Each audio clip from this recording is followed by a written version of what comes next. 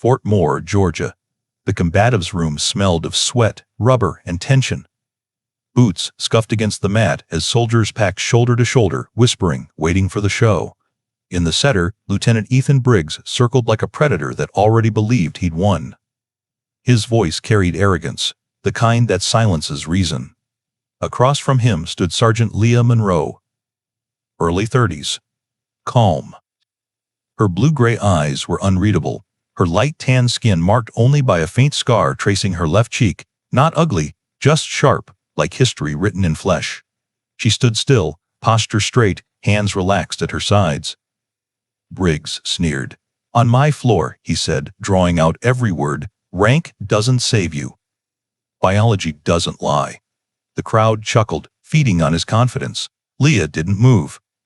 One slow breath in, one slow breath out. Then, without warning, Briggs struck her across the face.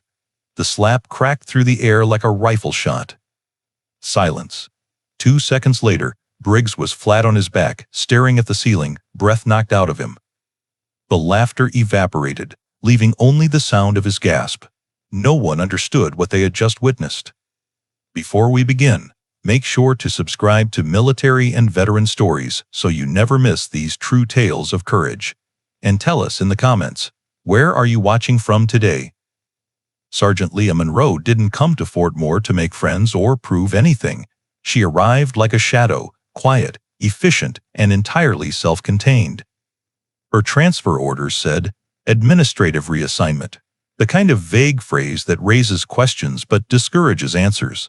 She unpacked quickly, set her cot in perfect alignment, and by morning she was already on the combatives' mat before anyone else showed up. At 32, she was older than most of the soldiers around her, though you wouldn't guess it by her posture. There was something about her presence, steady, unhurried, that unsettled people who were used to noise and bravado. She never raised her voice, never cracked jokes, and never shared stories from back when. When others griped about training or weather, she just listened. Her scar caught the light whenever she turned her head, a thin line slanting across her left cheek. It wasn't deep, but it was impossible to ignore. Some said it looked like a blade mark, others whispered it came from a crash. She never corrected anyone. When someone finally asked where it came from, she simply said, "It's old," and changed the subject. Lieutenant Ethan Briggs noticed her from the beginning. He had the kind of ego that fed off attention, tall, loud, and proud of every muscle he owned. To him, silence was an insult. Soldiers who didn't react to his authority felt like a threat, especially one who happened to wear sergeant's stripes and carried herself like she didn't need anyone's approval. Briggs started small. A snide comment here, a mocking nickname there. Corporate soldier, he called her once, after she filled out a report with flawless precision. Paper ranger, he joked when she corrected a new recruit's hand position during drills. Quota recruit, he said under his breath during roll call, making sure others heard it. Leah never responded. She saluted when required, addressed him properly, and went back to her work. But she noticed how his tone turned sharper whenever other soldiers started respecting her. She earned that respect quietly. When recruits struggled during warm-ups, she ran alongside them, whispering timing cues to help them find rhythm. When someone failed a grip test, she adjusted their stance instead of mocking them. Her voice was calm, deliberate. There was no pride, no condescension, just precision. At night, when others headed to the mess hall or scrolled through their phones, Leah stayed in the gym. The lights dimmed, the mats silent, except for the sound of her steady breathing and the thud of controlled landings. She practiced falls, rolls, transitions, movements ingrained so deep they seemed to come from muscle memory older than her current uniform. No one trained like that unless they were chasing something or running from something. The whispers started. Who is she? She's too calm for someone who hasn't seen action. She moves like she's been doing this forever. The recruits didn't know it, but they were seeing glimpses of a life Leah no longer talked about. Sometimes, when the gym was empty, she'd close her eyes and hear it again. The roar of engines over black water, the hiss of surf against rubber boats, the metallic scent of salt and gun oil mixed together. In those flashes, she wasn't Sergeant Monroe anymore. She was something else, someone forged in missions that never made the news. But those moments were private. She buried them deep beneath discipline and routine. During training, she never tried to outshine anyone. When a recruit failed a drill, she helped them up. When others argued, she diffused the tension with a single look. Still, her composure, her refusal to react, began to unsettle the wrong people. Briggs, who thrived on dominance and audience applause, started to resent her even more. He'd see soldiers listening to her advice instead of his, and take it personally. It wasn't about authority anymore, it was about control. "Monroe," he barked one afternoon, "you think calm faces win wars?" She answered evenly, "Calm hands save lives, sir." That only made him angrier.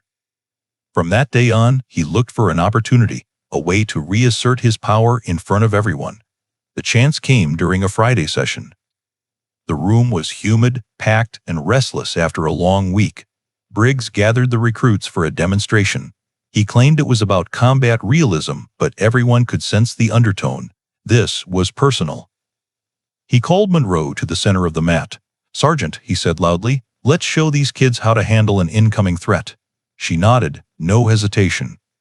"Yes, sir." The soldiers circled up, eyes bright with curiosity. Some whispered, "He's really going to test her," while others looked uneasy. Briggs began lecturing about body mechanics and leverage, waving his arms dramatically, trying to sound like an expert. But his tone dripped with something else, mockery. Now, when dealing with smaller opponents, he said, looking straight at Leah, "Remember, mass wins, always." The recruits laughed, unsure whether to find it funny or cruel. Leah didn't flinch. He continued, louder now. "Of course, in modern times, we let everyone join the fun. Equal opportunity and all that." The laughter grew, though a few soldiers shifted uncomfortably. Leah's face stayed neutral. She didn't need to prove him wrong. Not yet. After the session, she went back to cleaning mats, silent as always. Briggs watched her leave, jaw tight, pride burning. He didn't see composure. He saw defiance. He didn't see discipline. He saw a challenge. That night, he made up his mind. The next morning, he'd prove a point in front of the entire company. He'd make sure everyone knew that Sergeant Leah Monroe wasn't untouchable, that she could be humbled like anyone else. He had no idea he was about to make the biggest mistake of his career. They called it a lesson on combat realism, but everyone in the room knew what it really was, a stage. Briggs set the tone with his voice alone, loud, confident, commanding just enough attention to hide the insecurity underneath. He paced the edge of the mat as soldiers crowded in, new boots up front, seasoned NCOs hanging back with crossed arms, waiting to see whether this would be training or theater. "Pair up!" he barked. Rotations. "I want resistance.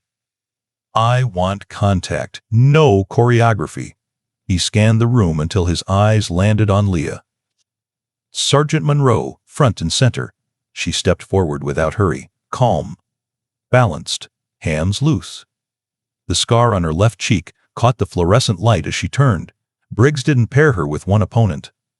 He paired her with 5 one after the other. You, and you.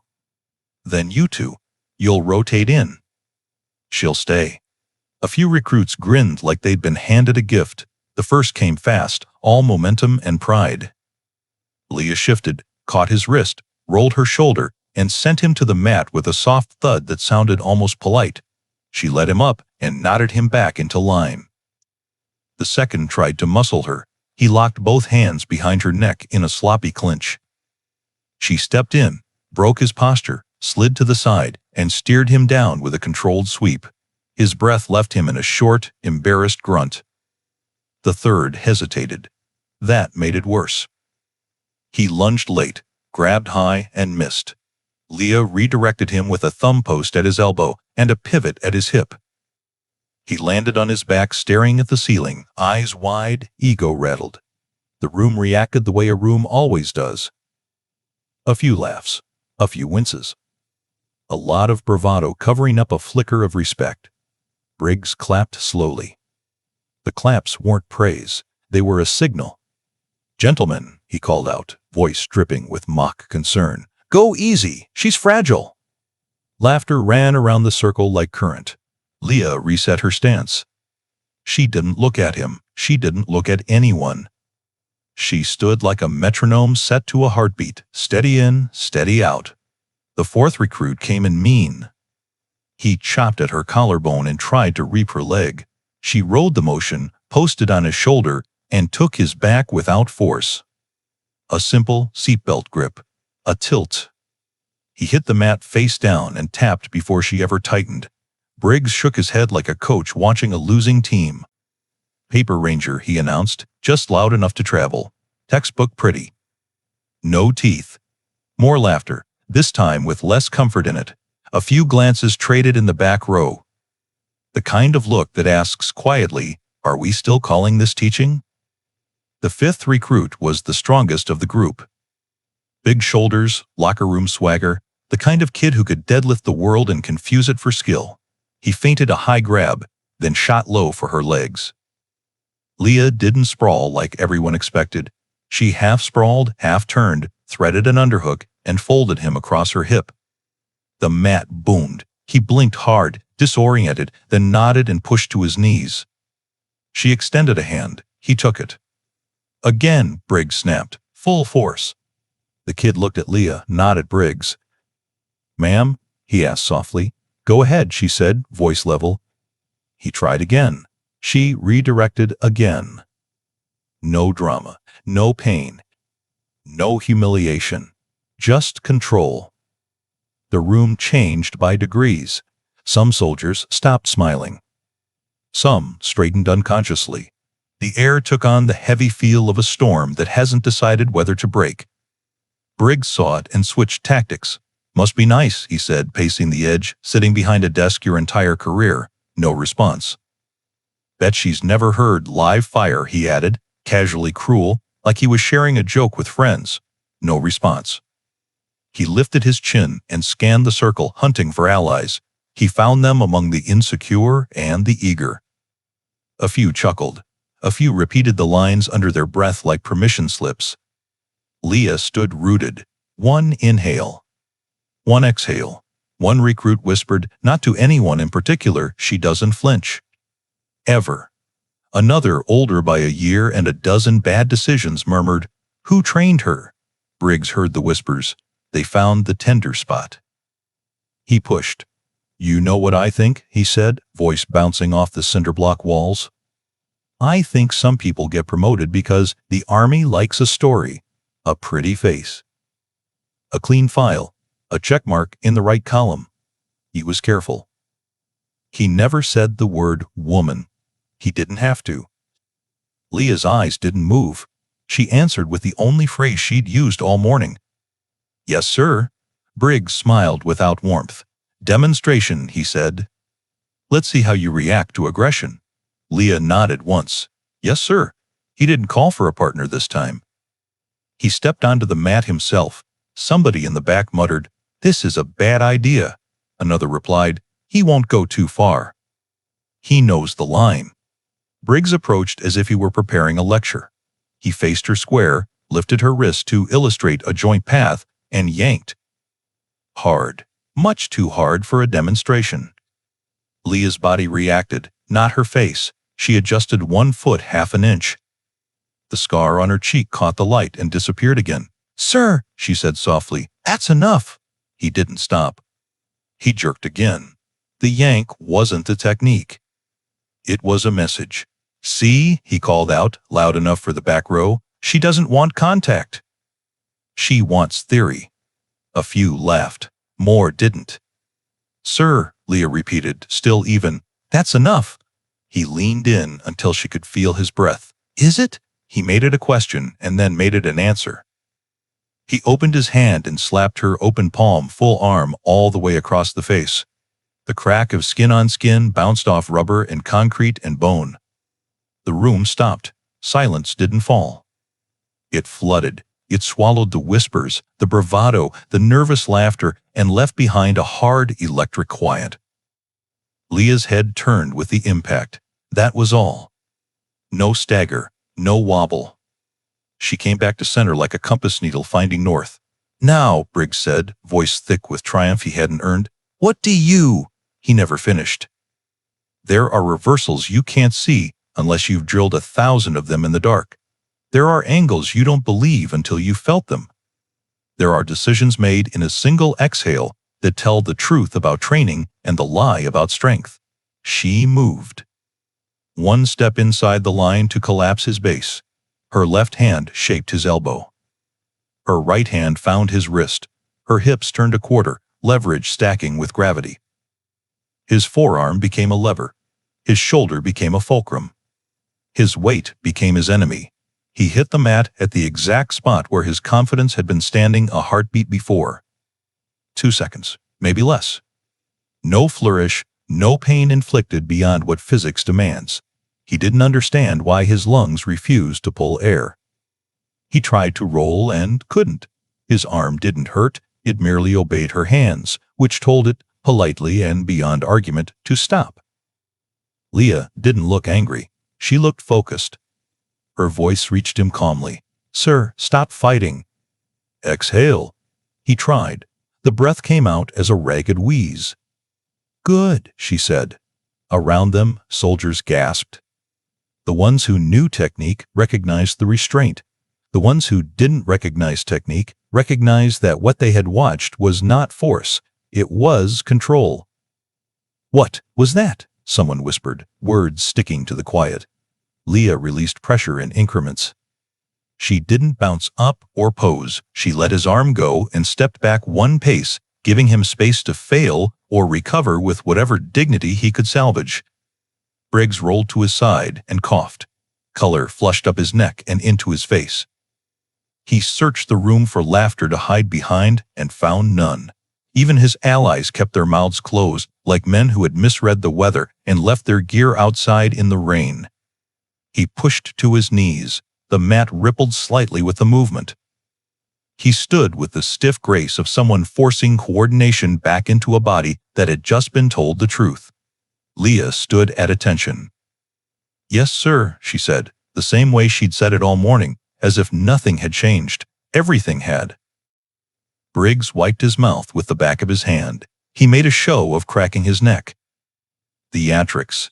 Performing for an audience that had stopped clapping.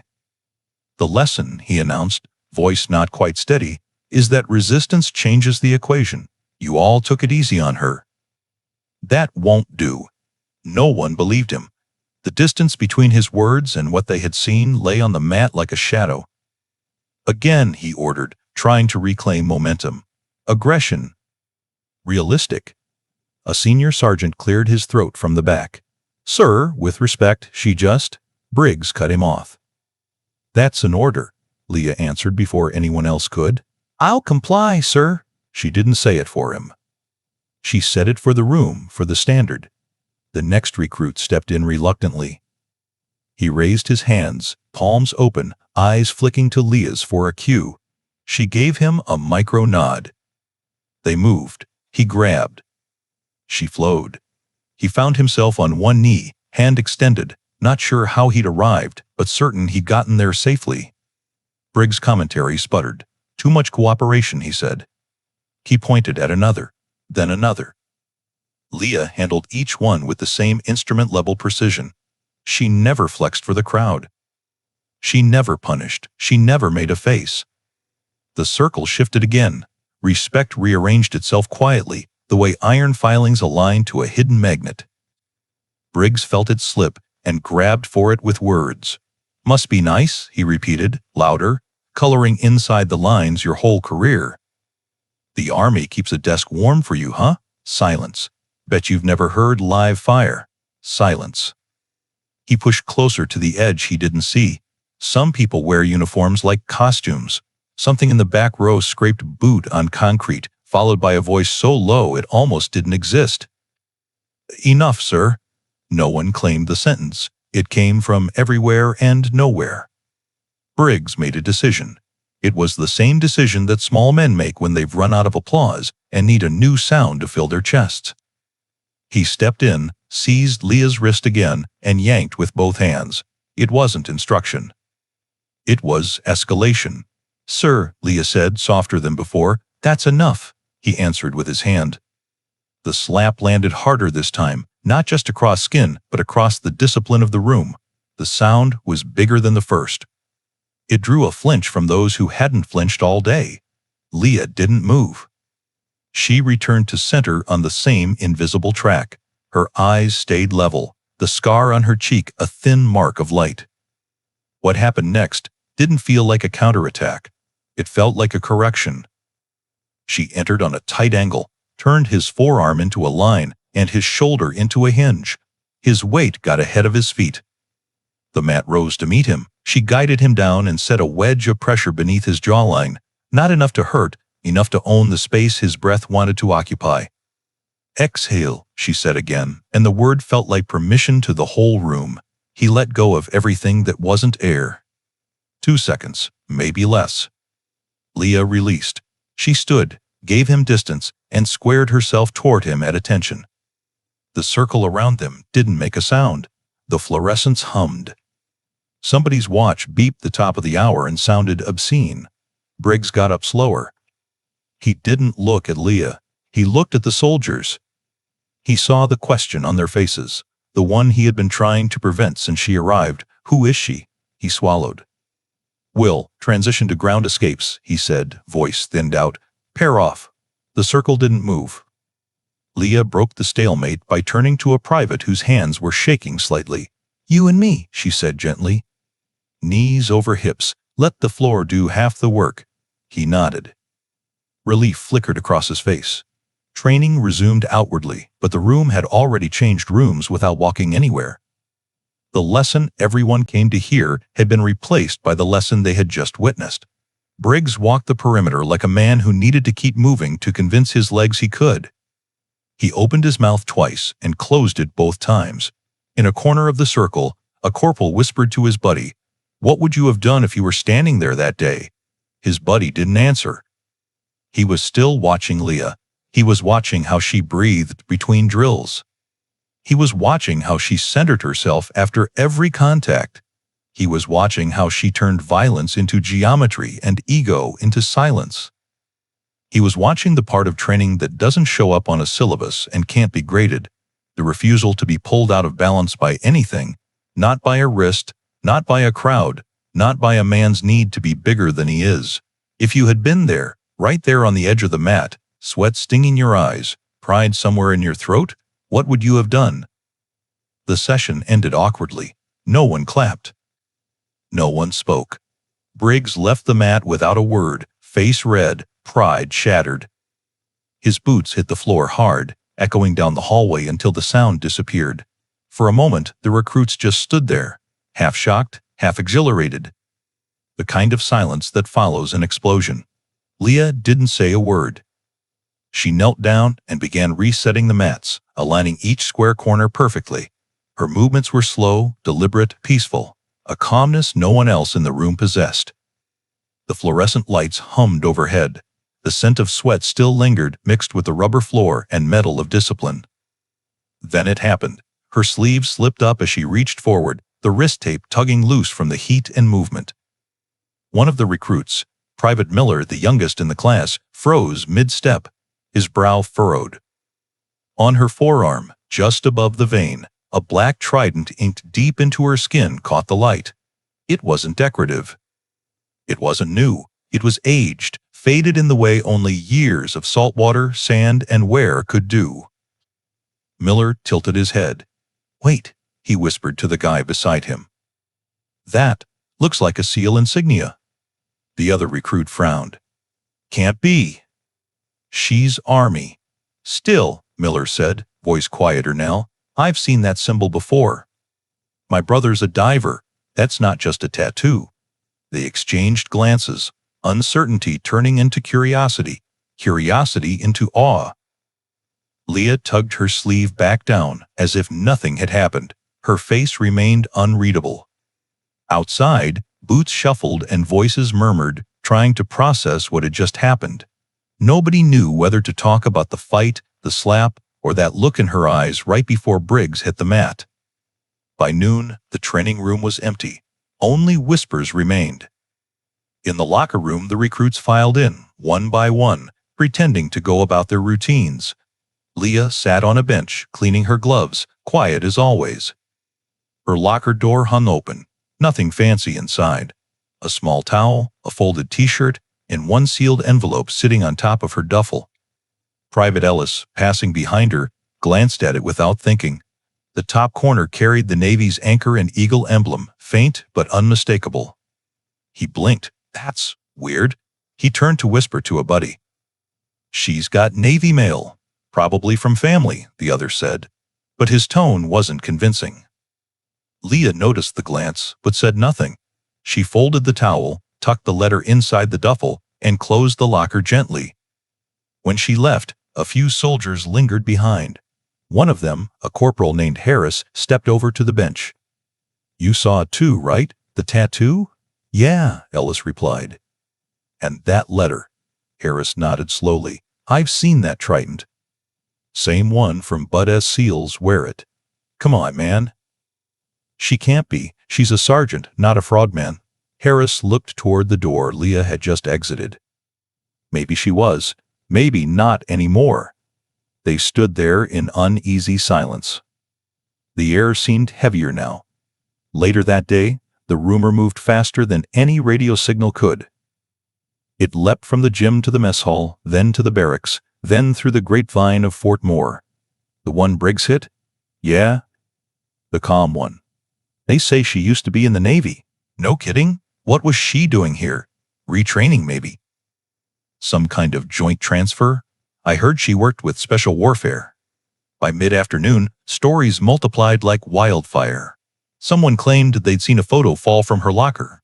Leah in desert fatigues, standing with a group of men whose uniforms carried no names, no ranks, no patches. Just blank space and shadows.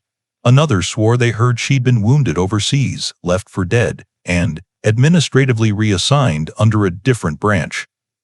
A few scoffed. Yeah, right. Navy SEALs don't exist in the Army.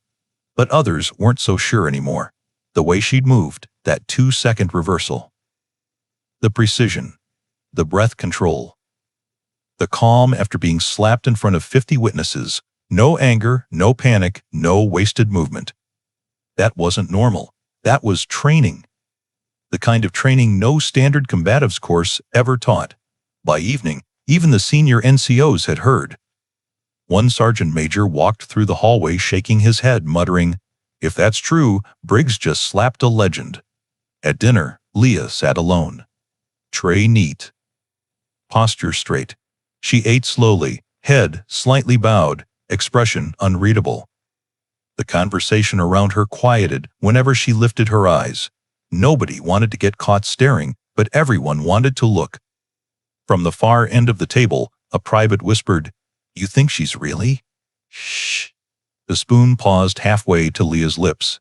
Then she set it down carefully and stood. Her gaze drifted across the room. Not hostile, not defensive, just calm. Steady. A soldier's look that carried too much experience for her age. She carried her tray to the drop-off window, nodded to the kitchen staff, and walked out.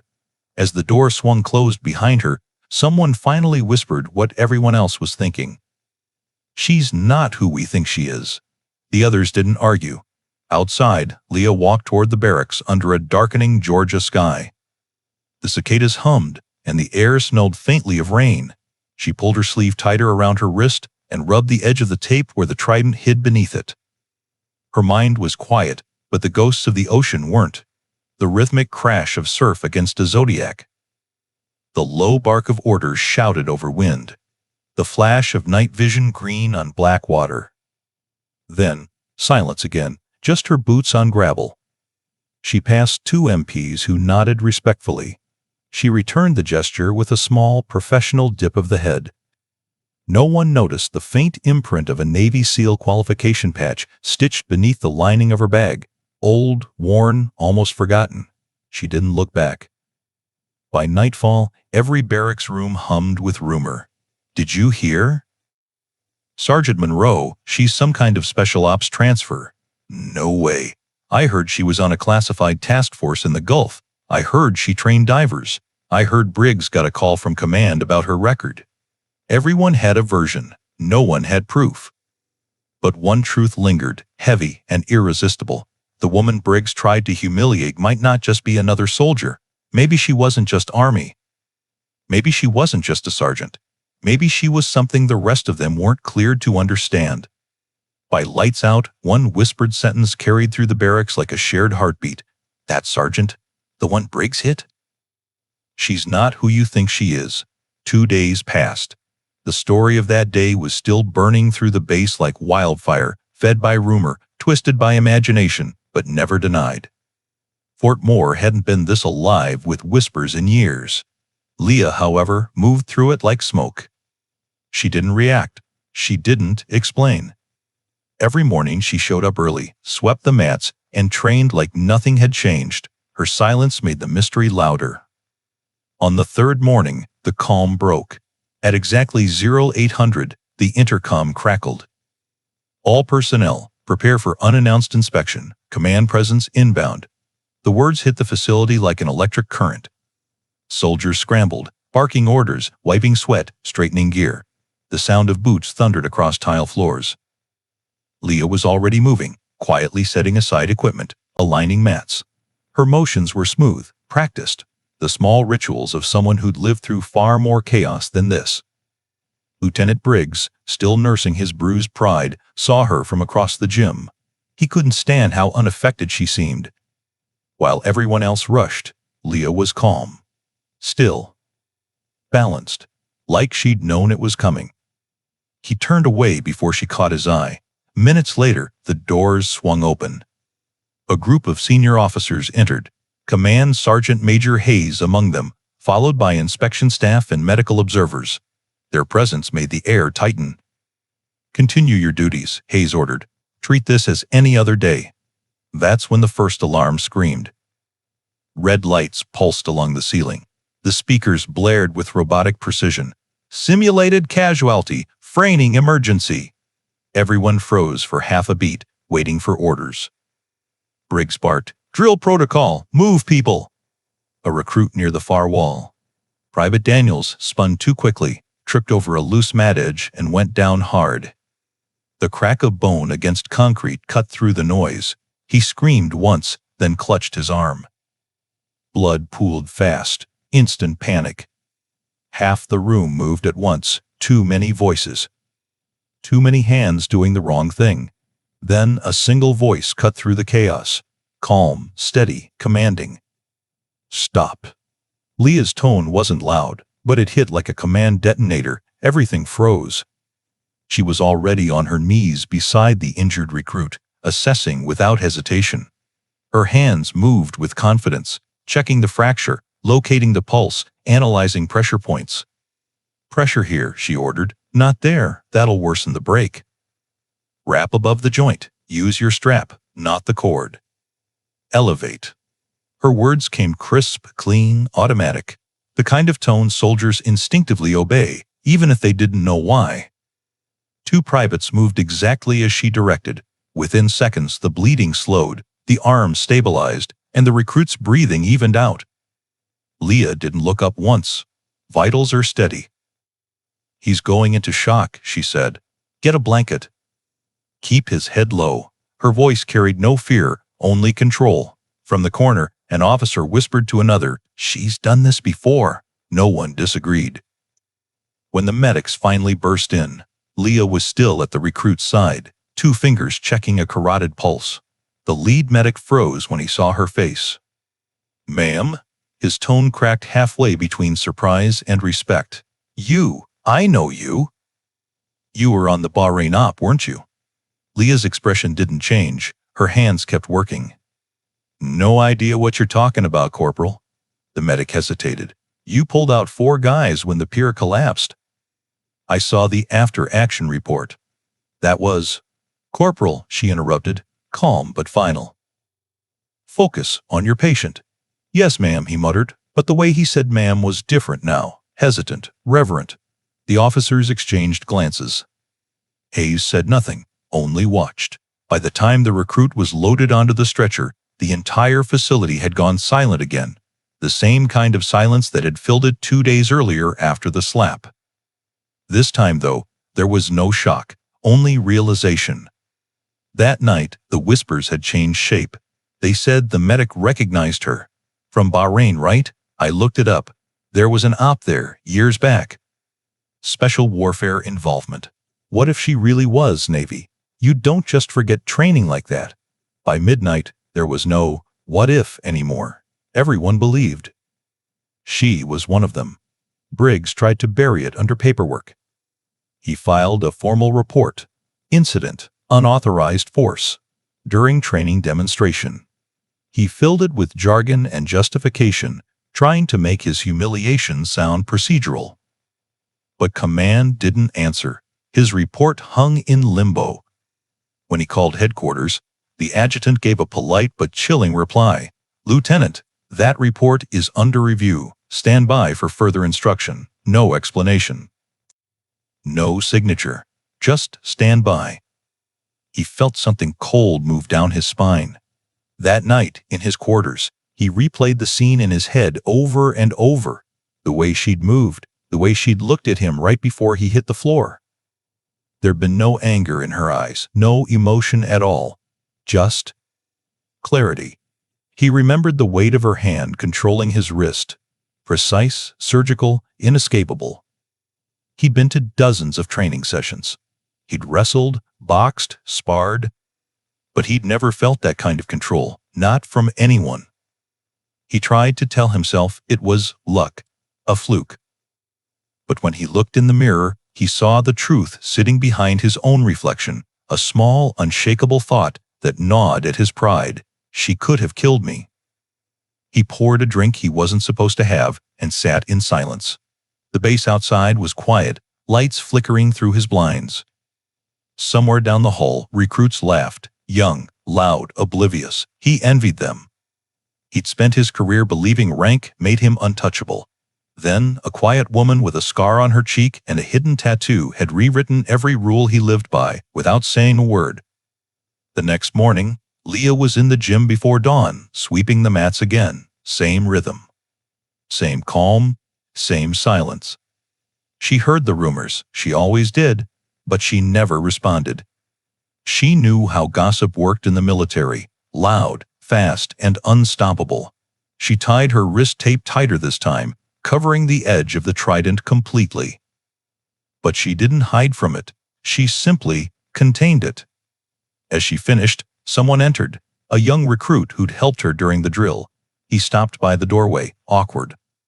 "Sergeant," he said quietly, "the medic from yesterday, he kept asking about you, said he swore you saved his CO years ago." Leah gave a faint smile. People remember things differently when they're scared. "Yes, ma'am, just thought you'd want to know." She nodded once. "Thank you, Private." He hesitated, then asked what everyone else wanted to. "Were you really?" Leah looked at him not unkindly. "You'll do better focusing on your next inspection." That was the end of it. But it wasn't. Because by evening, her name, whispered, half believed, half myth, had reached beyond Fort Moore's walls. It floated up the chain in coded messages and closed conversations, across offices where clearance badges hung like quiet threats. And in one of those offices, a colonel frowned at his screen, reading a flag note. SU Beject, Monroe, Liège. Resignant.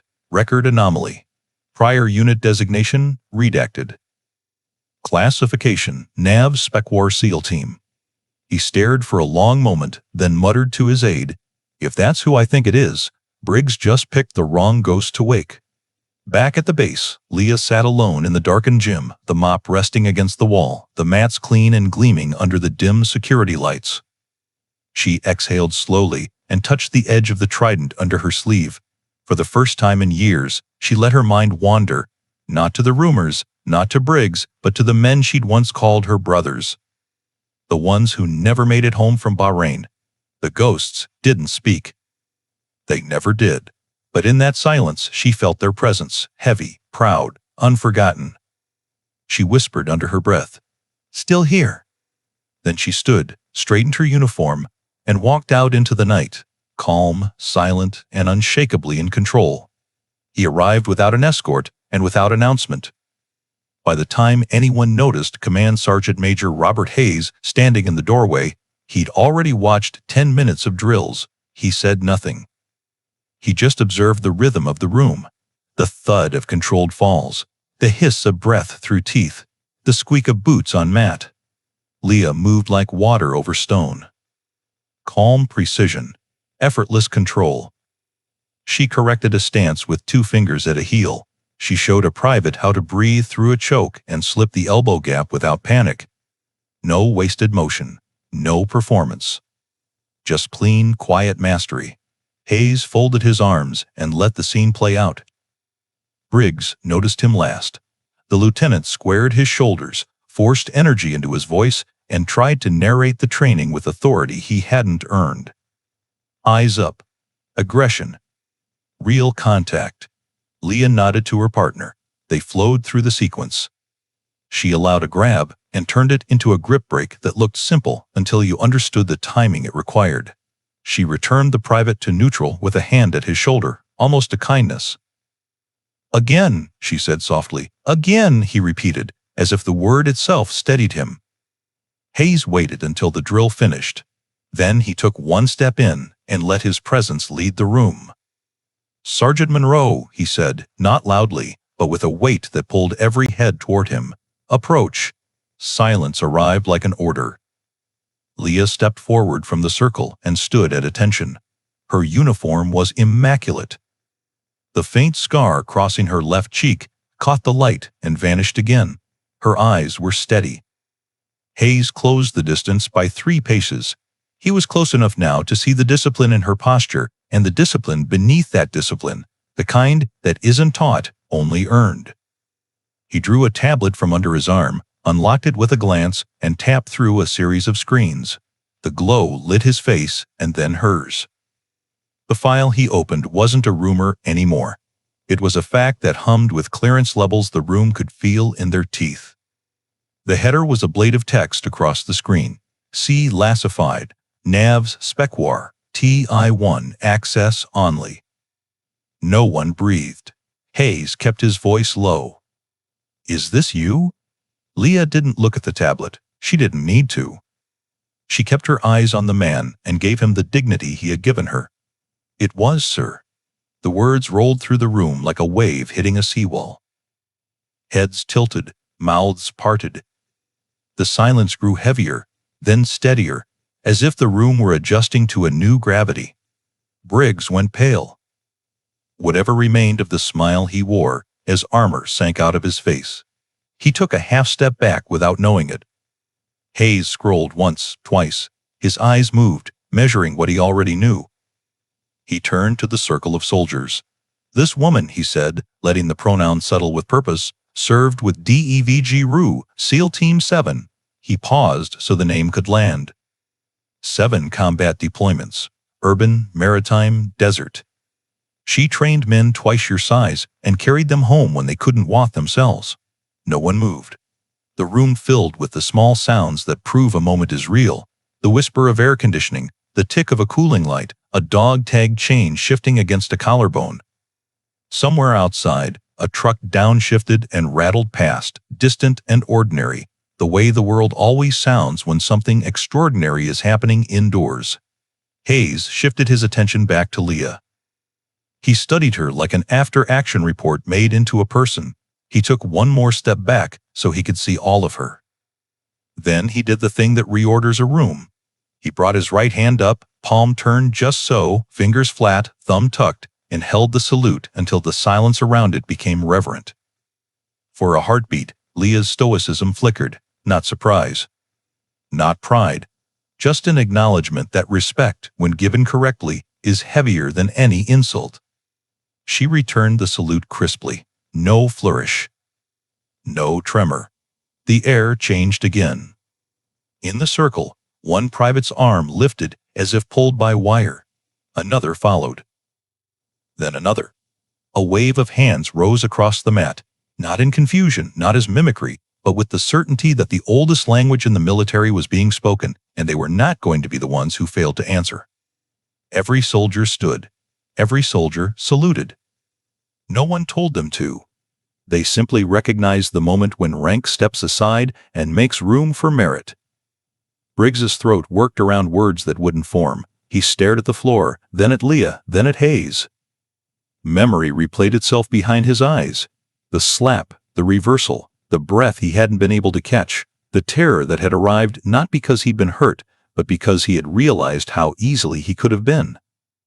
The salute held long enough to stitch this morning into legend. Then Hayes lowered his hand. "At ease," he said quietly. The hands came down, not in a crash but like a tide receding, soft, synchronized, reverent. Hayes addressed the circle again. "You will treat Sergeant Monroe with the respect due to her service and to her present rank. You will also understand something that a few of you have already begun to learn the hard way." He let that hang, a gentle rebuke without needing names.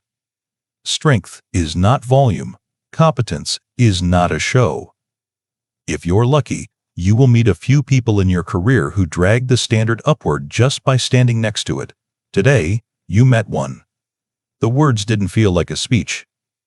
They felt like a correction to the record. He turned back to Leah. "If you prefer, Sergeant, we keep the file closed. Your call," she answered without hesitation. "Close it, sir." He nodded once, tapped the tablet, and the glow dimmed. Understood. Only then did Briggs find a fragment of his voice. He took a step forward that seemed to cost him more than the earlier fall. "Command, Sergeant Major," he began, too formally, reaching for process because he didn't have anything else. "I wasn't aware." Hayes cut him off, kindness and steel wrapped together. "You weren't required to be." Briggs swallowed. He shifted his eyes to Leah. Regret finally surfaced, not performative, not staged. "I didn't know," he whispered, as if volume could reduce the weight of it. Leah's reply was gentle and devastating in equal measure. "You never asked." The sentence landed without malice. It didn't accuse. It simply named the failure. A murmur moved around the circle, not gossip this time, but agreement, the low sound people make when a truth they hadn't had words for is given to them. Hayes let the quiet settle again. He looked at Briggs for one long second, enough to send a message, then returned his focus to the soldiers who were watching, learning, recalibrating. "Training resumes," he said. Same drills. Different standard. He stepped aside, not to leave, but to stand where he could see without being in the way. Leah inhaled once, reset herself, and turned to the closest private. "Partner with me," she said, as if nothing monumental had just taken place. "Yes, ma'am," he answered, a hair too fast, eager, and a little overwhelmed. They began. She guided him through a grip sequence, showing how the thumb becomes a lever, how the elbow becomes a door, how the floor can be your ally if you let it. Her voice stayed level. Her hands were exact. The private tried, failed, tried again, succeeded, and blinked in surprised gratitude. Around them, the room exhaled. Movement returned to the mats. The sound of training swelled back to life, but it carried a new note, quieter, more intent. Briggs remained on the edge, hands clasped behind his back like a man holding on to himself. A staff sergeant drifted close enough to be heard and said, without looking at him, "We all learn, sir." Briggs nodded. It wasn't agreement yet, but it wasn't denial anymore. Hayes watched Leah correct another stance, and then another. He glanced at the faint line across her cheek, at the tape wrapped neatly over her wrist, and at the steadiness that didn't waver even under this weight of recognition. Some reveals explode. This one deepened. He stepped forward once more, voice pitched to carry to the corners. For the record, since rumors have already outrun the truth, Sergeant Monroe's record is exemplary. Unit citations. Personal citations. She will not be offering a briefing. She will not be telling stories. She will be training you. Your respect is not contingent on her history. It is contingent on your professionalism. A chorus of quiet, "Yes, Sergeant Major," answered him, some voices firmer than others, all of them sincere. He inclined his head and moved back to the doorway. He didn't leave. He simply gave the room back to the person who had already earned it. Leah finished the sequence with her partner and rotated to the next. When a private fumbled and flushed, she offered a single sentence that carried more kindness than comfort. "Reset your breath, then try again." He nodded, inhaled, and did. Across the mat, Briggs took one step toward Leah and stopped. When she looked up, he squared himself, forced his hand to his brow, and held the salute he should have given days ago. It shook. Leah returned it, steady, spare, unadorned, and lowered her hand as if laying something to rest. "Permission to speak freely," Briggs managed. "Granted," she said. "I was wrong." The words weren't dramatic. They were small and true. "About strength. About you." Leah accepted them like a folded flag, with care, without commentary. "We all keep learning, sir." He nodded again, took a breath, and stepped back into the perimeter, a little less certain, a little more human. The drills continued. The room found a new speed. Technique replaced noise. Posture replaced posture. Somewhere in the repetition, something repaired itself that no apology could reach. Hayes finally turned to go. He paused with his hand on the doorframe and looked back only once, long enough to fix the image in his mind. A soldier with a scar across her face teaching the next generation how not to be afraid of contact. Then he left them to it. Outside, the day was bright, indifferent, and ordinary. Inside, a legend had been told without a single boast, and a salute had said what words never could. Later that week, the air in the Fort Moore Combatives Bay felt different, quieter, heavier, like everyone was holding their breath without knowing why. The chatter that normally filled the mornings was gone. Soldiers stretched in silence, eyes cutting toward the door every time a boot scraped across the tile. Then the door opened. Command Sergeant Major Robert Hayes walked in without fanfare. No entourage, no announcement, just authority in motion.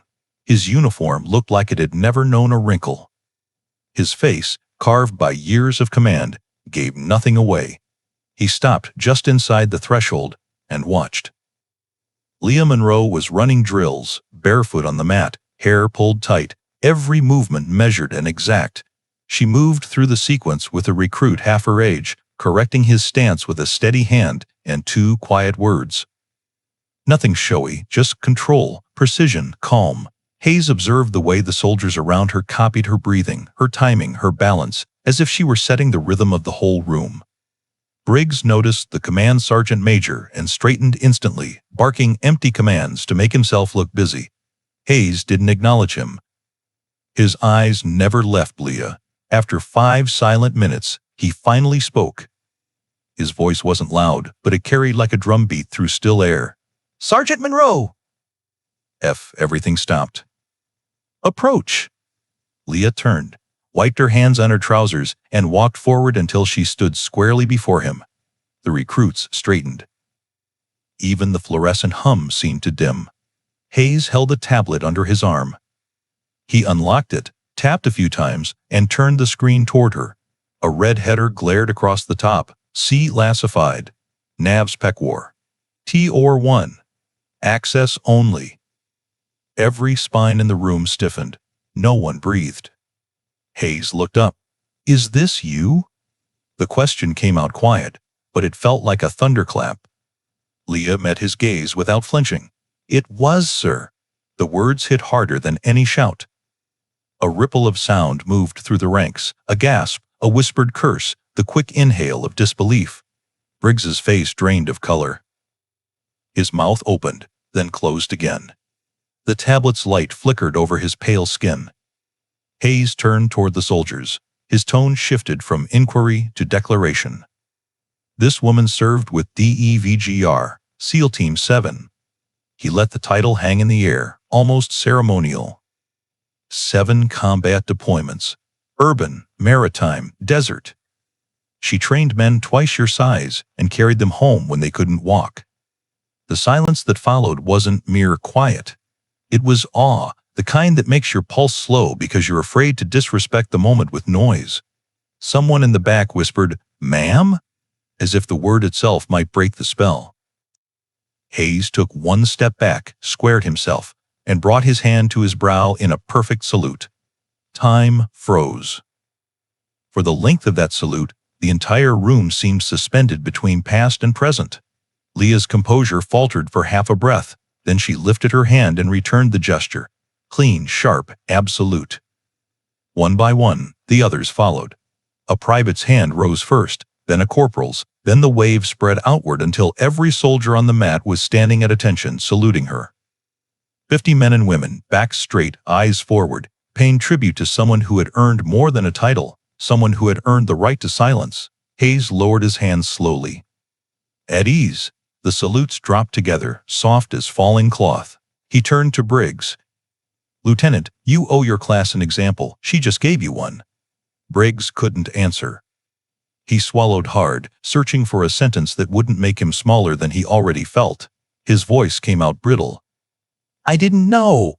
Leah's reply was quiet enough that only those nearest her heard it, but the truth in it traveled farther than any shout could have. "You never asked."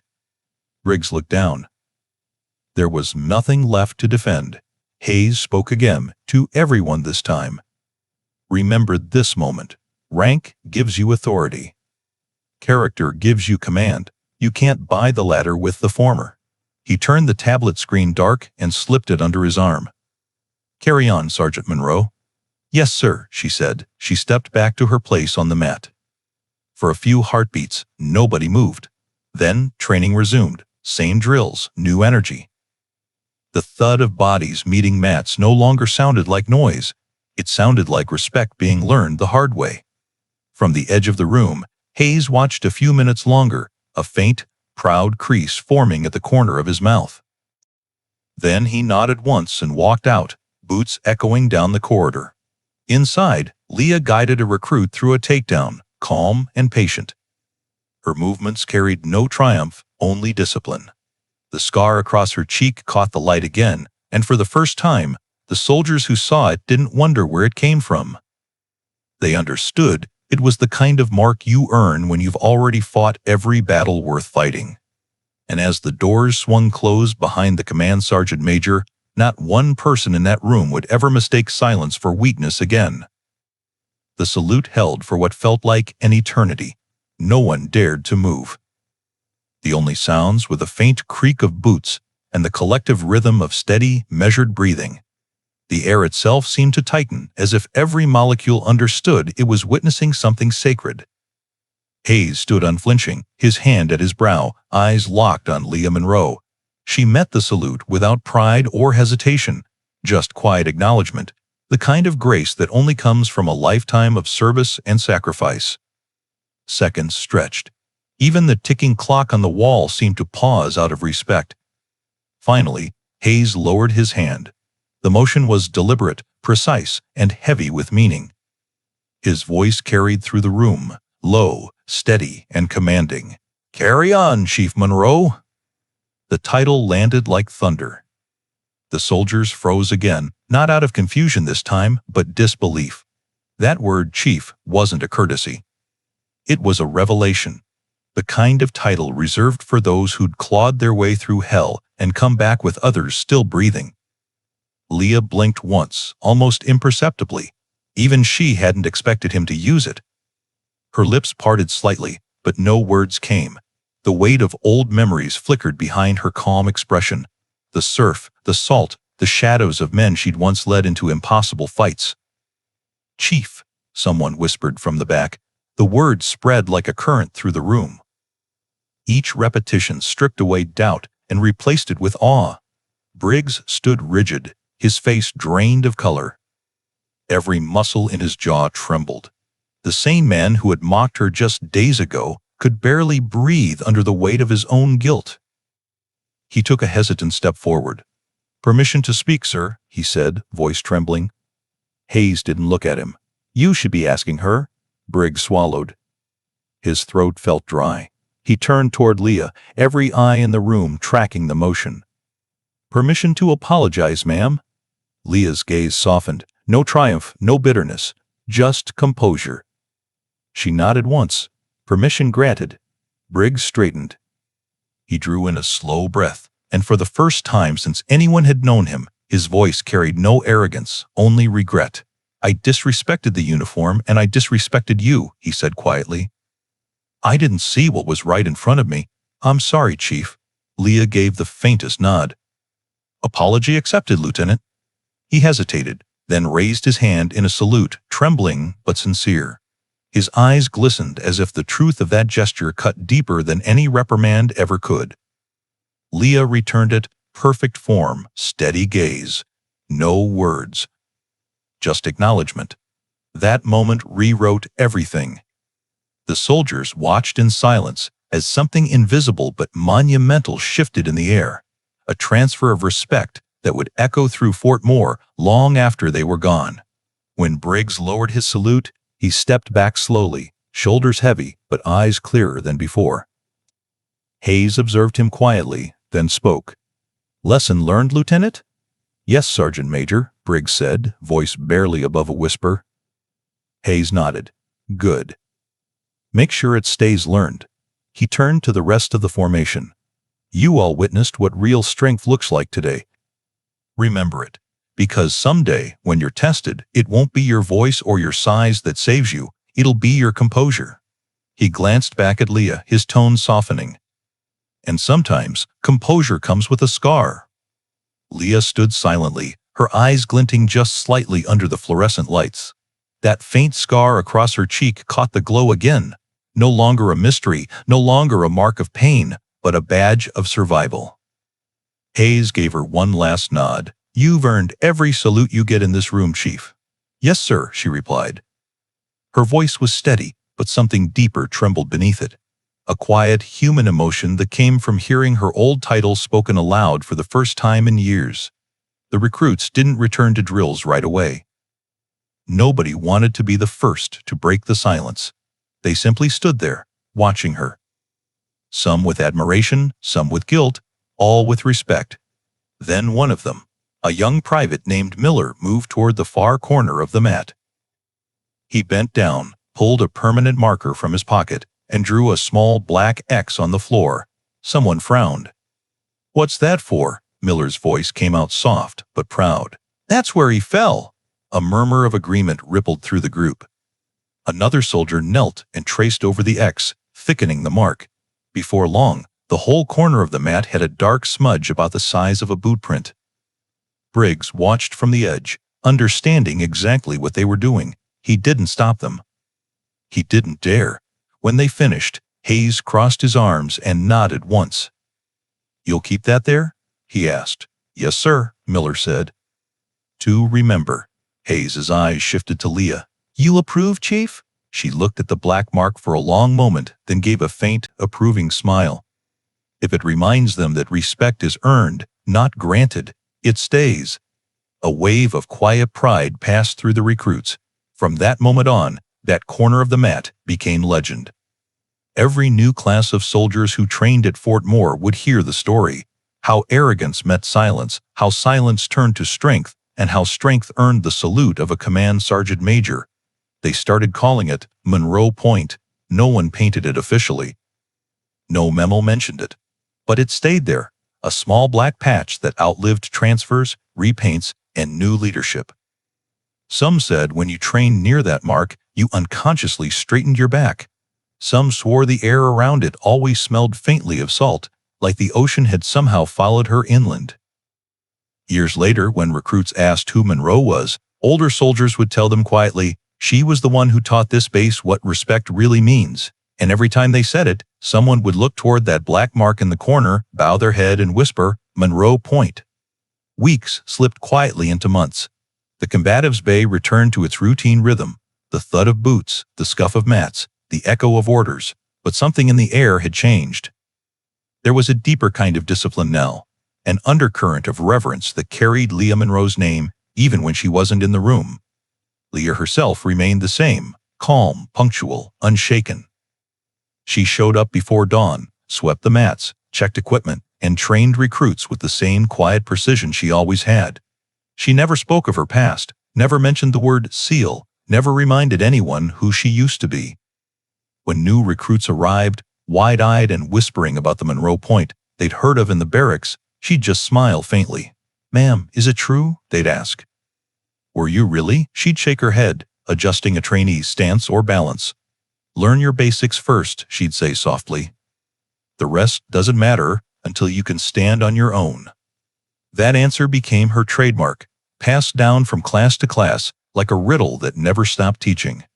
Outside the gym, the legend grew. Officers spoke her name with quiet respect. Soldiers trading stories at the mess hall would lower their voices when they mentioned her. The mark on the mat faded with time, worn by thousands of boots, but no one ever repainted over it. When new flooring was installed, someone always made sure the exact spot down to the inch was traced in black again. It wasn't official policy. It was something stronger than that. Meanwhile, Lieutenant Briggs was gone. The reassignment order came without fanfare, a transfer to a D.C. training office. Paperwork and policy, far from the mat where arrogance had been humbled. Before leaving, he found Leah alone in the gym one evening. The room was empty except for the sound of a mop gliding over the floor. He stood there for a long moment, hands in his pockets, trying to find the right words. "You taught me something, Sergeant," he said finally. Leah looked up, expression calm as ever. "We all keep learning, sir." He nodded, eyes glancing toward the faded black mark in the corner. "I won't forget that." "I hope not," she replied quietly, turning back to her work. He lingered another second, then left. The door closed gently behind him. After that, life moved on. New recruits came. Old ones graduated. Seasons changed outside Fort Moore. But the story of Leah Monroe never really left. It lived in whispers, in lessons, in the posture of every soldier who understood the difference between loud confidence and quiet capability. Every instructor who stood on that mat began their first day the same way, pointing toward the corner where the black smudge still rested. "Remember," they'd say, "that's not a stain. That's a standard. Respect isn't rank, it's earned." Those words traveled farther than the walls of the facility. They reached classrooms, briefings, even overseas deployments. The story took on its own life, part truth, part legend, all honor. And through it all, Leah kept her quiet routines. Some mornings, she paused by the mirror before training, catching a glimpse of the faint scar that crossed her left cheek.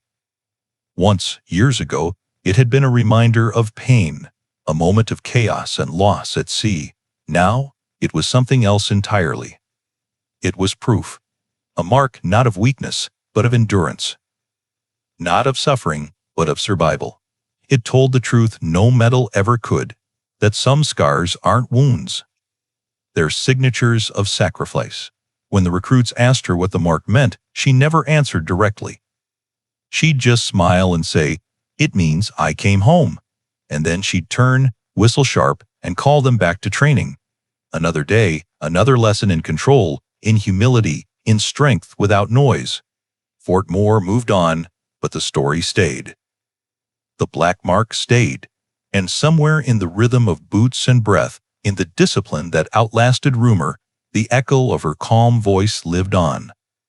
Because heroes don't always announce themselves.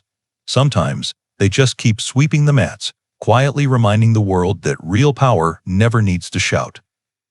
From that day forward, Monroe Point wasn't just a mark on the mat. It was a reminder etched into the heart of every soldier who trained there. Long after Leah Monroe left Fort Moore, her lesson lived on, passed quietly between generations of warriors. In barracks, in chow lines, on deployment halfway across the world, you could still hear it whispered like a creed. Never mistake silence for weakness. Never confuse rank with worth. If you believe respect should be earned, not demanded, salute in the comments below. And if this story moved you, subscribe to Military and Veteran Stories. Because these aren't just stories. They're the voices that keep courage alive for generations to come.